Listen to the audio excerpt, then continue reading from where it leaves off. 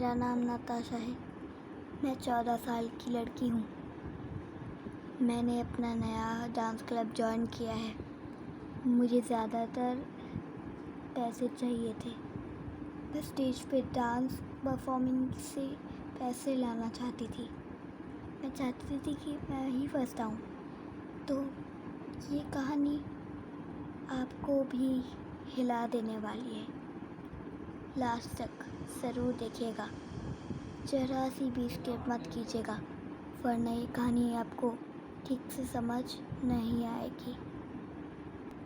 मैं अपने घर में अकेली रहती थी, वो भी अपने नाना के साथ। मेरे नाना एक पुलिस ऑफिसर थे और जब भी मैं किसी काम के लिए डरती थी तो वो कहते थे, डरो मत, तुम एक पुलिस ऑफिसर की बेटी जो हो। फिर मुझे अच्छा लगता था और मैं काबिल बन जाती थी। एक दिन उन्होंने मेरे से कहा, जल्दी से एक नया घर भी ढूंढ लो, फिर हमारे लिए इस घर में धीरे धीरे जगह भी नहीं बचेगी। तुम्हें खुद के घर में रहना चाहिए। ये नहीं कि तुम मेरे साथ रहो, तुम्हें काबिल बनना चाहिए और अकेला रहना चाहिए। ऐसा सुन के मुझे भी लगा कि नाना ठीक कह रहे हैं। तो मैंने खुद की नए घर की तलाशना शुरू कर दिया था। एक दिन मैंने एक वीडियो देखी अपने कंप्यूटर पे। मैंने एक घर की वीडियो देखी। वो घर देखने से भी अच्छा लग रहा था और सुंदर भी लग रहा था। तो मैंने तय कर लिया कि मैं फार्म हाउस के पीछे वाले घर में रहने जाऊंगी। और मैंने उस घर को अंदर से भी देखा तो वो और भी खूबसूरत था। तो मैंने उस घर में जाने की ठान ले ली थी। लेकिन मेरे नाना और मेरे पास जाने के लिए कोई गाड़ी नहीं थी।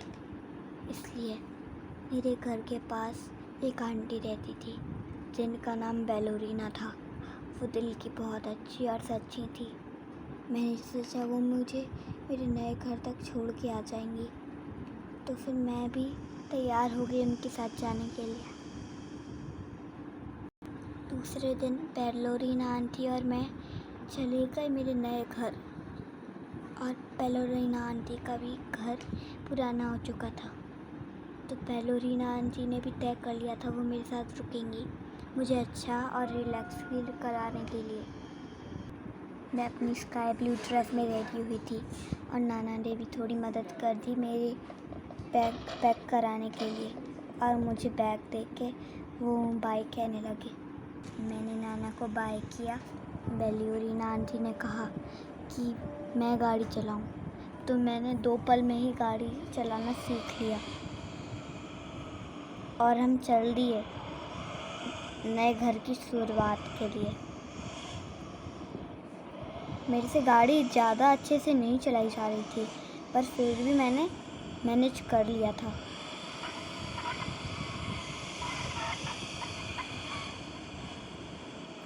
मैं लोगों से बचते बचते गाड़ी चला रही थी और फिर आखिरकार हम घर पहुंच ही गए।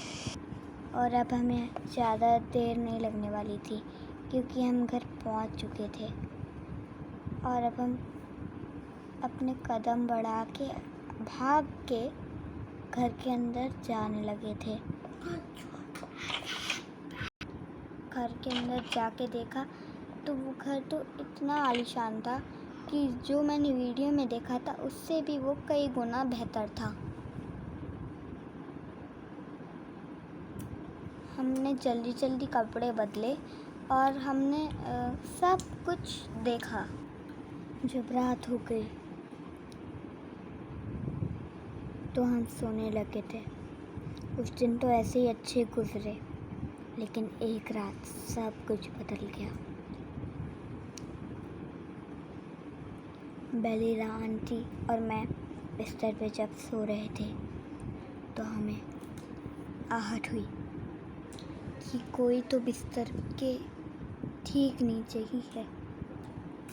ला ला ला ला ला ला ला ला ला ला ला ला ला ला ला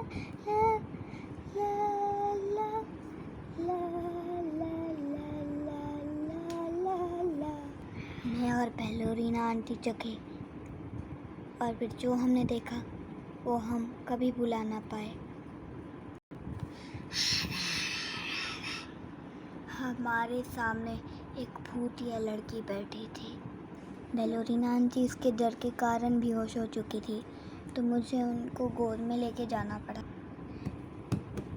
वो भारी थी, फिर भी मैंने डर से उन्हें उठा ही लिया और भागते हुए मैं जल्दी गाड़ी की तरफ भागी। मैंने ज़रा सी भी देर नहीं लगाई कि मैं सीढ़ियों से नीचे उतरूं। मैंने ज़रा सी भी गलती नहीं की। मैं किसी से लिफ्ट मांगने लगी, कोई लिफ्ट दे, तो मैं भागने लगी। हम भागते भागते एक स्टोर में आ रुके जहाँ पे एक बूढ़ी औरत खड़ी थी। तो हमने उससे कहा कि आज की रात हम यहीं रुक सकते हैं। फिर हमने उसे सारी कहानी बताई। उसने कहा, ये तो बहुत बुरा हुआ, आप यहाँ रुक सकती हैं। तो फिर हमने वहाँ रुकने का ठान ले लिया था। फिर हम वहीं पे चद्दर बिछा के सो गए। फिर जब हमने सुबह आँखें खोली तो हमने अपने सामने मेरे नाना को खड़ा पाया। उनने हमें सारी बात बताई कि जब हम स्टोर में सो रहे थे, वो उनकी बेस्ट फ्रेंड का स्टोर था। वो वहाँ पे रात को सामान लेने आए थे, तो उनने हम दोनों को देख के गाड़ी में बिठाया और घर ले आए और बिस्तर पे लिटा दिया। अब हमने ऐसी गलती दोबारा नहीं की कि हम उस घर के बिना जाने उस घर में घुस गए थे। अब हमने ऐसी गलती दोबारा कभी नहीं की।